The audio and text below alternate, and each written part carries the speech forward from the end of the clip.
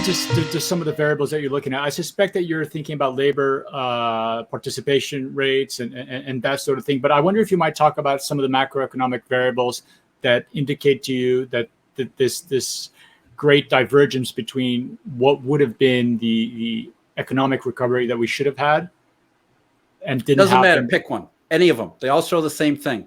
The economic growth has gone basically sideways since 2008. And it doesn't matter what country you're looking at either. You can look at China, for example. China had a little bit longer, a little bit lengthier in their recovery afterwards. But by 2011, 2012, China was trapped in the Eurodollar vortex too. And they're now declining. Economic growth is falling apart there. You look at U.S. industrial production, participation rate is a perfect one. The labor force up until October 2008 had never declined in any post-war recession, because why would it? Why would a labor force actually shrink under temporary contraction, which is what recessions are supposed to be? October 2008, for the first time, the U.S. labor force actually contracted. People left the labor force because they knew there was no jobs left. They knew there was no jobs, and they knew they were not coming back. So the participation rate since October 2008 is another key metric which shows the economy never recovered. You look at things like industrial production. Industrial production has hit new record highs, but not really. It's a couple percent more than it was in 2007. This is 2022.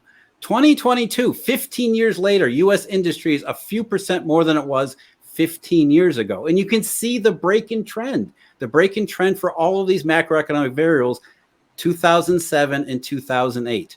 Despite all the mainstream press about, how effective, how ultra easy quantitative easing has been, it hasn't had any effect on the real economy whatsoever. In any jurisdiction it has been tried. All you need to do is get out whatever macroeconomic variable of your choice and make sure you plot the previous trend against what the current results are going to be. And what you're going to see is the previous trend is way up here and the current results are way down here.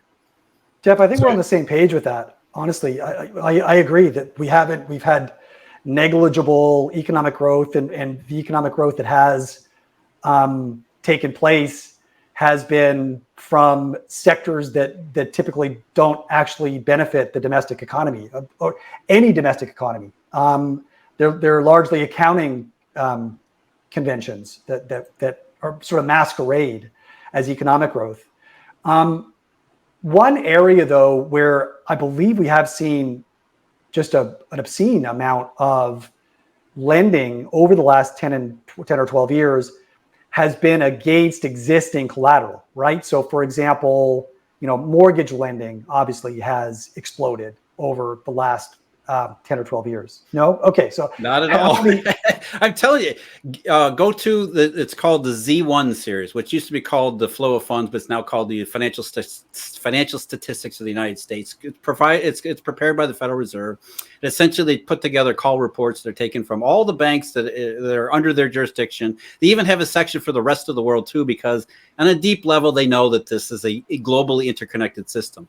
And you can actually put together how much credit the banking system has been issuing. And what you see is exactly like what you see in the real economy. It goes like this up until 2007, and then it's like this. So yeah, but it doesn't matter if it's out, mortgages. It doesn't matter if it's corporate credit. It doesn't matter if it's any other form of credit. Credit has changed. It completely changed in 2007 and 2008 because think about it from the perspective of the monetary system, from the banking system. If you continuously have liquidity risks, you're not going to take a lot of credit risk because you can't. You can't depend upon the system to make sure that keeps you out of the same situation that put Bear Stearns into a tailspin and put Lehman Brothers out of business. You can't put yourself in that situation. You got to make sure that you de-risk at all times. I mean, J.P. Morgan called it their fortress balance sheet, which is the opposite of risk taking that the system actually needs and the economy actually needs to grow. Yeah, I guess my only point, which we don't need to sort of continue to kick the tires on, was it seems like there was a contraction in loans for the purpose of investment, and there was an expansion of loans that were, just the fact that you've got loans, an extension of credit to buy an asset.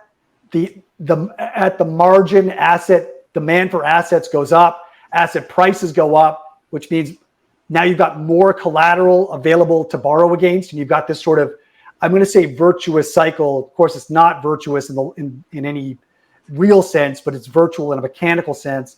Cycle of more borrowing drives higher asset prices. Higher asset prices enables more borrowing, right? And we've clearly seen a massive rise in margin debt, as a percent of market cap, margin debt rose to levels that we saw in 2007 and in 2000, coming into the beginning of this year. So clearly there was an enormous amount of borrowing against equity and bond collateral in investment accounts. Clearly we had a massive increase in home prices and a massive commensurate increase in the mortgages taken out against those homes, right?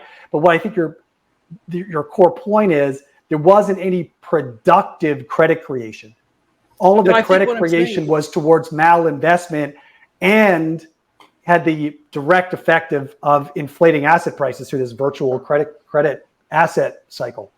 I think the part that we're missing here, and this part that everybody misses, and it's easy to miss, and it's understandable why we miss it, is that through these liquidity risks, we have a situation like the 1930s, which is that everybody is funneled into the most liquid, lowest credit risk assets. So the prices of those things go up.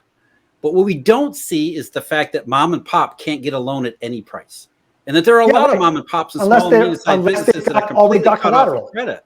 So the prices of the liquid safe assets go through the roof, which we all see because that's what's on CNBC all day, every day. What we don't see is the interest rate that mom and pop are paying, which is infinity. Yep. So it looks like interest rates are low, but in reality, interest rates aren't really low for the actual effective economy that is starved of credit, because a healthy economy is where credit flows to all parts, whether they're risky or not risky. And because of this liquidity risk breakdown in 2007 and 2008, banks are absolutely unwilling to extend risky credit. And so vast swaths of the global economy are going without any access to credit, which in nowadays is actually money. So they're money and credit deprived, and we don't see, it doesn't show up anywhere. It doesn't show up on any tape. It doesn't show up on any data form, because we don't collect data on what loans don't happen. But we can see the effects of that because, number one, we know the economy never recovered. We know banks are not extending credit. And number two, as you just said, Adam, I agree with you. We see the prices of liquid and safe assets go through the roof because those are the only things that are negotiable in a very low liquidity environment.